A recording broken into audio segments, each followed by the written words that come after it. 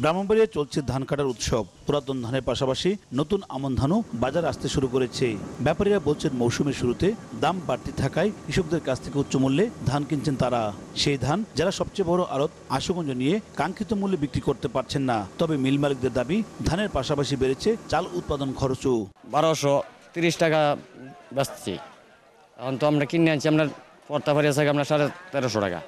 এখন তো আমরা লস হইতেছে। 3 দিন 4 দিন ধরে আমরা বইয়ে রয়েছি, কিন্তু পার্টি পাই না। তবে কৃষকদের অভিযোগ, সরকারি ক্রয় অভিযানে মূলত লাভবান হচ্ছেন ধানের আড়তদাররা। খাদ্য বিভাগের তথ্য মতে চলতি মৌসুমে সরকার 33 টাকা কেজি দরে 3074 মেট্রিক টন ধান, 47 টাকা কেজি দরে 27021 মেট্রিক টন সিদ্ধ চাল এবং 46 টাকা কেজি দরে 5593 মেট্রিক টন আতপ চাল ক্রয় করবে। এটা ধান কাটা হইলে আশা করি ধানের বাজার নিম্নমুখী হবে এবং আমরা 100% ধান চাল সংগ্রহ করতে পারব। কৃষি বিভাগের তথ্য মতে ব্রাহ্মণবাড়িয়া 55,200 হেক্টর জমিতে আমন ধান আবাদ হয়েছে।